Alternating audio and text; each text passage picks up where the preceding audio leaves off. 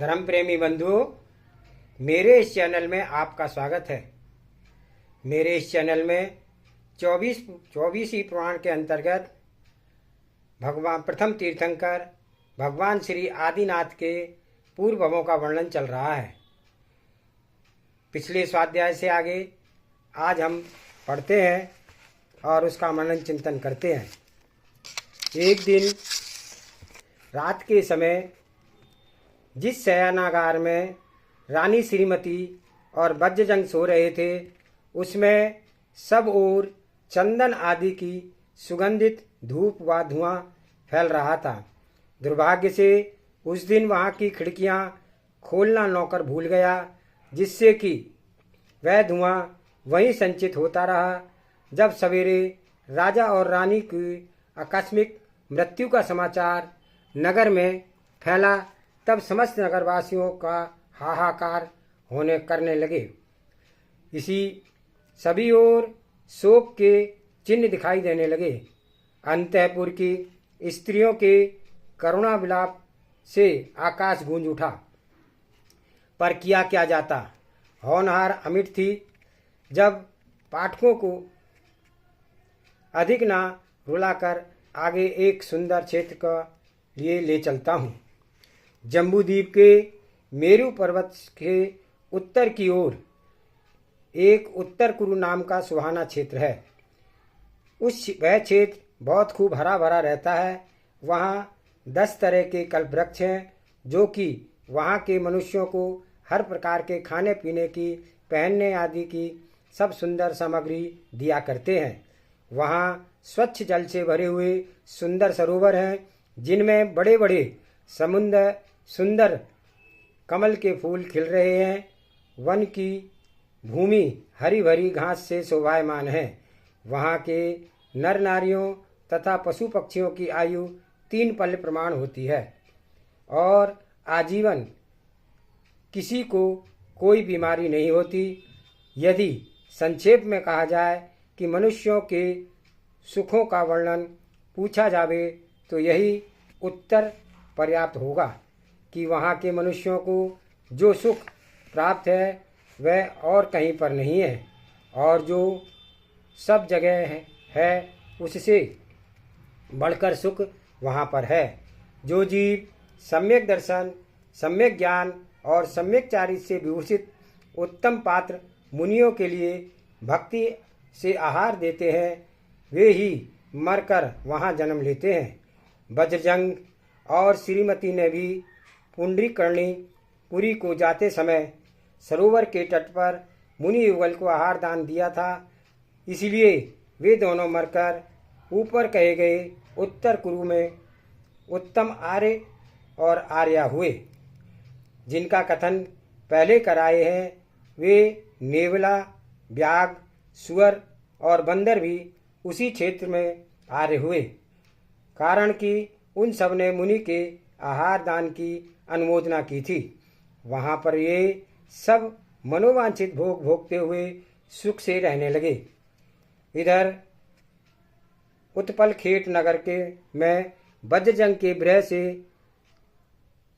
मितिवर, आनंद, धर्मित्र और अकंपन पहले ही बहुत दुखे हुए। फिर अंत में दृढ़ धर्म नामक मुनिराज के पास जाकर जिन दीक्षा धारण कर उग्र तपश्चरण के प्रभाव से अधोग्रैविक में अहमिंद्र हुए।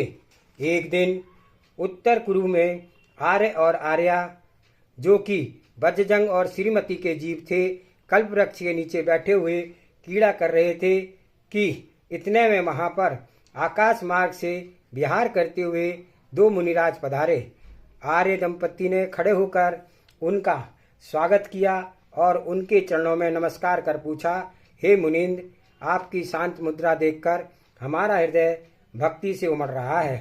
कृपया कर कहिए, आप कौन हैं? यह सुनकर उन मुनियों में जो बड़े मुनि थे, वे बोले, आर्य, पूर्व काल में आप महाबल थे, तब मैं आपका स्वयं बुद्ध नाम का मंत्री था।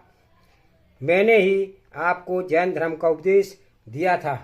जब आप 22 दिन कि संन्यास प्राप्त कर स्वर्ग चले गए थे, तब आपके विरह से दुखी होकर मैंने दिन दीक्षा धारण की ली, जिसके प्रभाव से मैं आयु के अंत में मरकर सौधर्म स्वर्ग में स्वयं प्रभव विमान में मणिचूल नाम का देव हुआ। वहां से चहकर जम्बू द्वीप के पूर्व देश संबंधी पुष्कलावती देश में स्थित पुंडरीकर्णी नगरी की में सुंदरी और प्रियसेन नाम के राजा दंपत्ति का प्रीतिंकर नाम का प्रसिद्ध ज्येष्ठ पुत्र हुआ था। मैं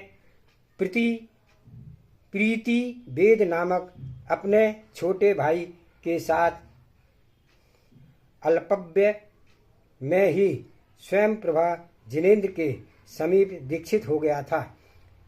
तीव्र तप के प्रभाव से हम लोगों को आकाश में चलने की शक्ति और अवधि ज्ञान प्राप्त है।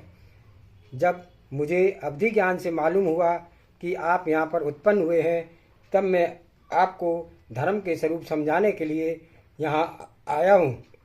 यह जो मेरे साथ है, यह मेरा छोटा भाई प्रीति देव है। हे भव्य, विषयाभिलाषा के प्रबलता से महाबल पर्याय में तुम्हें निर्मल सम्यक दर्शन प्राप्त नहीं हुआ था, इसलिए आज निर्मल सम्यक दर्शन को धारण करो। यह सम्यक दर्शन ही संसार के समस्त दुखों को दूर करता है। जीव, अजीव, आश्रव, बंध, संवर और निर्जरा और मोक्ष, इन 7 तत्वों का यथा दया में धर्म का सच्चे दिल से विश्वास करना ही सम्यक दर्शन है। सदैव निशंक रहना, भोगों से उदासीन रहना, ग्लानि को जीतना, विचार कर कार्य करना, दूसरों के दोष छिपाना, गिरते हुए को सहारा देना, धर्मात्माओं से प्रेम रखना और सम्यक ज्ञान का प्रचार करना, ये 8 अंग हैं।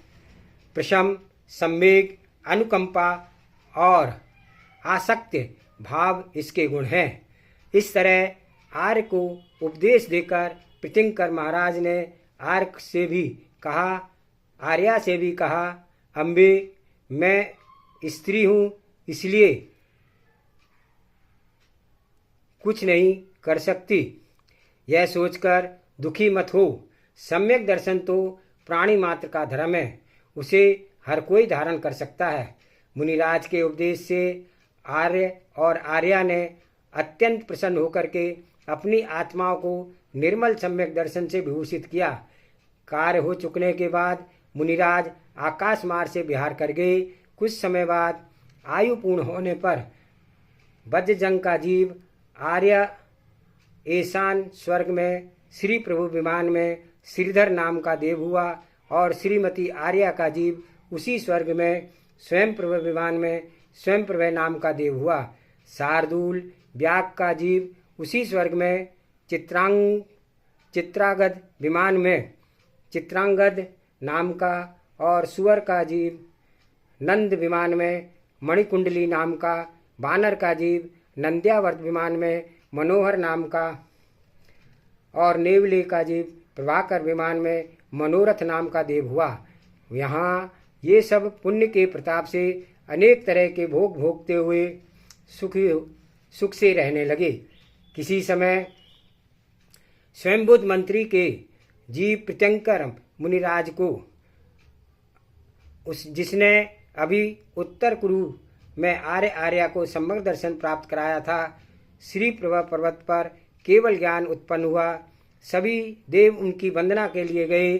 श्रीधर देव ने भी जाकर अपने गुरु केवली भगवान के प्रीतिंकर को भक्ति सहित नमस्कार किया और धर्म का स्वरूप सुनने के बाद पूछा, भगवान महावल के भव में सविन्नमति, सतमती और महामती नाम के मेरे जो 3 मिथ्या दृष्टि मंत्री थे, वे अब कहाँ पर हैं?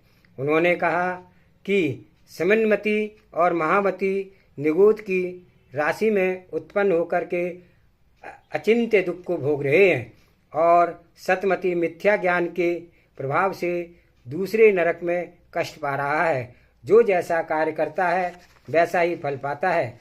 यह सुनकर श्रीधर देव को बहुत ही दुख हुआ कि वह समिनमती और महामती के विषय में तो कर ही क्या पड़ सकता है। हाँ, पुरुषार्थ से सतमती को सुधार सकता है। इसलिए झट वह दूसरे नरक में गया। वहाँ अवधि ज्ञान से सतमती मंत्री के नारकी जीव को पहचान कर उससे कहने लगा, क्यों महाशय, आप मुझे पहचानते हैं? मैं विद्याधरों का राजा महाबल का जीव हूँ। मिथ्या ज्ञान के धारण के कारण आपको यह नरक की तीव्र दुख प्राप्त हुए हैं। आप यदि इनसे छुटकारा पाना चाहते हो तो सम्यक दर्शन और सम्यक ज्ञान से अपने आप को अलंकित करो। श्रीधर के उपदेश से नारकी सतमती ने शीघ्र ही सम्यक दर्शन धारण किया और सम्यक दर्शन के प्रभाव से उसका समस्त ज्ञान सम्यक ज्ञान हो गया। श्रीधर देव कार्य की सफलता से प्रसन्नचित हुआ अपने स्थान पर वापस लौट गया। सतमती की नारकी जीव भी नरक की आयु पूर्ण करके पुष्करार्थ द्वीप में पूर्वार्ध भाग में विशोभित पूर्व विधेय संबंधी मंगलावती देश में स्थित रतन संचय नगर में रहने वाले सुंदरी और मनोहर नामक राज दंपति के जयसेन नाम का पुत्र हुआ। जिस समय जयसेन का विवाह होने वाला था उसी समय श्रीधर देव ने जाकर उसे समझाया और नरक के समस्त दुखों का याद दिलाई, जिससे उसने संसार से विरक्त होकर यमधर मुनिराज के पास दीक्षा ले ली और कठिन तपस्या के प्रभाव से वह मरकर 5वें स्वर्ग में ब्रह्मेंद्र हुआ।